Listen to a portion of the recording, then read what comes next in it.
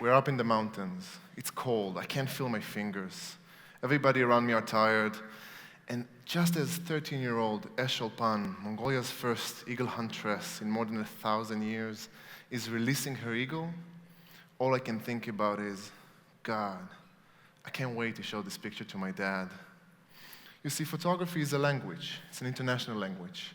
We actually communicate in images.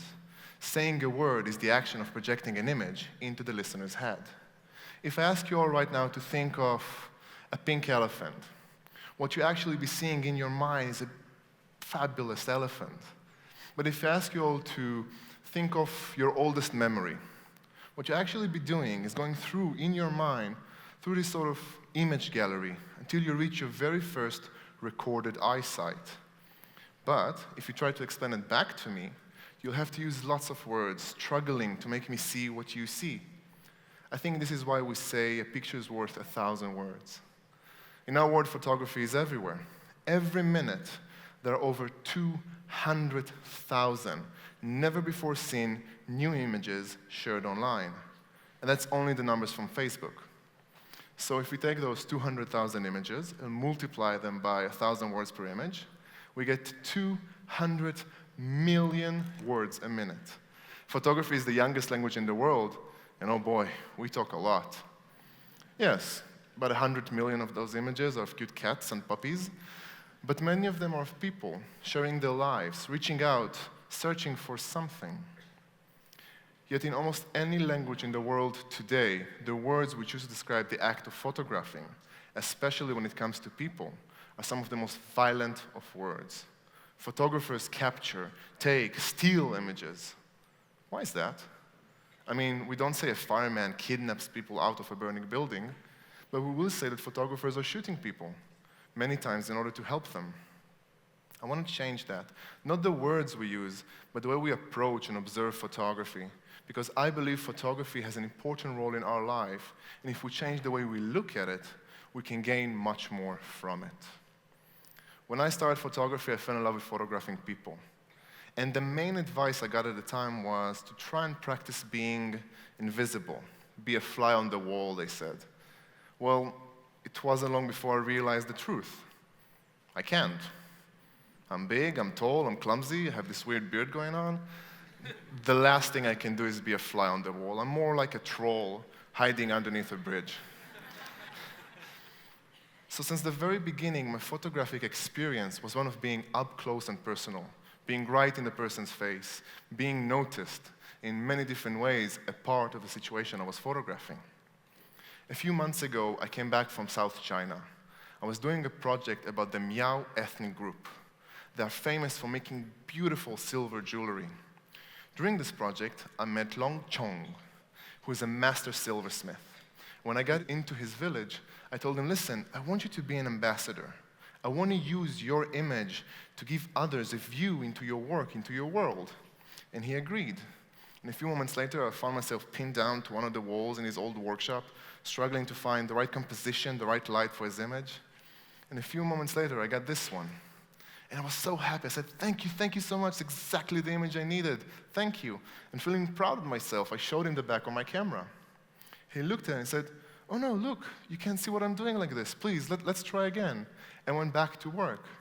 But this time, he held his neck piece he was working on a bit higher, allowing me to see a better view of it. And I loved it. I said, thank you again. I showed him the camera. And he looked at the image, thought for himself for a little bit, and then just started running around the house, opening closets, pulling out old boxes. He was searching for something. And then without a warning, he simply ran out.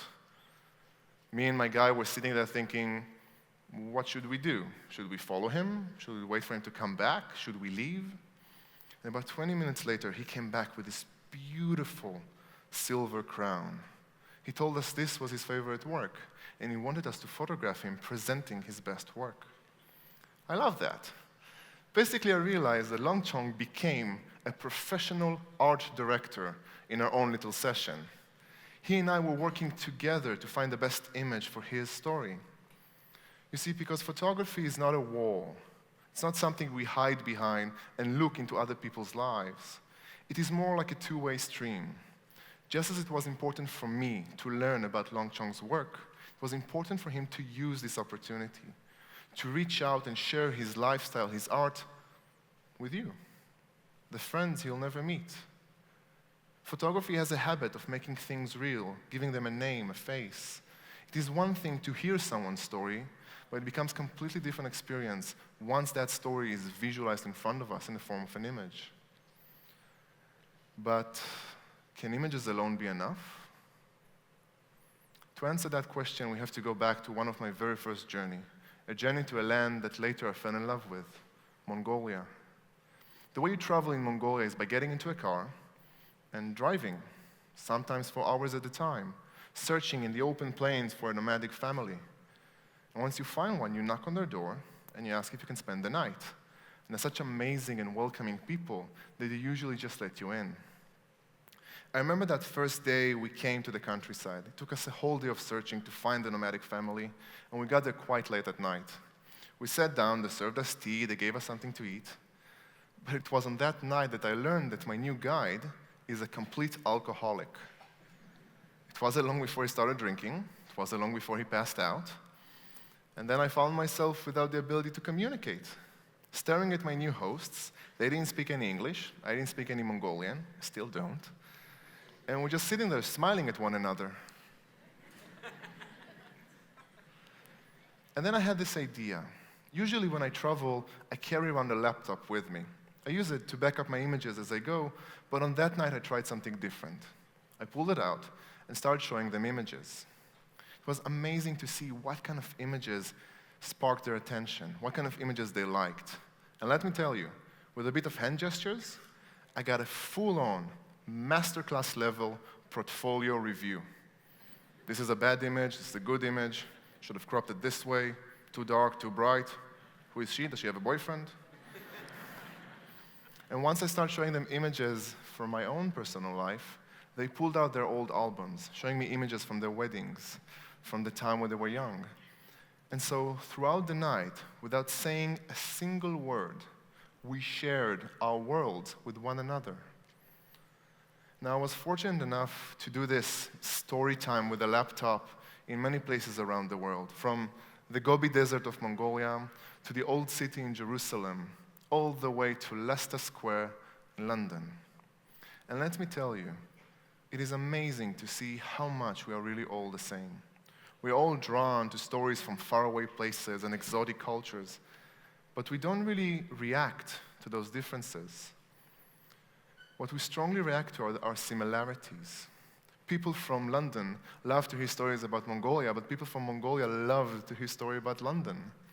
It is a very rooted thing in our humanity to search and find within ourselves similarities with others.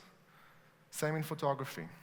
If a picture is truly 1,000 words, when I look at my work, I try to find myself in it. I try to share those words with the people I'm photographing. So in a way, in each image, I see two sides. For example, in this image, on one hand, I see 13-year-old Irka Bulan, a young Kazakh eagle hunter from the Altai Mountains. But on the other hand, I see something else. For the briefest of moments, I see the younger brother I never had. Or in this image, on one side, I see 83-year-old Yao Miyang, a fisherman from Xingping village in China, sitting on the riverside in his hut, gazing at the river. But when I look at this image, I also see my dad, worried sick for me, wondering when will I come back home. And finally, when I see this image, I see 4 beautiful Miao girls standing tall in the nature around their village, wearing their traditional clothing and silver jewelry. But I also see these creatures from my dreams, these goddesses in human form, that no matter how hard I'll try, I'll never be as fabulous as they are. But I can try. Photography is a powerful tool. It can help us reach out to others worldwide, regardless of language. Most importantly, it is a way for us to design our view of the world, a way to build bridges of communication and understanding between the fiercest of enemies and the friends that never met. What I would love to see in the photography world is a change of perception Both as photographers and as viewers, it is time for us to stop shooting one another and start exploring. Stop capturing a person's image and start to get to know him or her. It's time for us to tell stories about not how different they are, but simply on how diverse we are. And one last thing. Do you want to know the secret in making a good image? Having the right camera and lens, seeing things before they happen, understanding light and composition are important ingredients. But from what I learned so far, the most important ingredient of them all is the understanding that making a good image is just an excuse. The real prize in photography is making a friend. Thank you.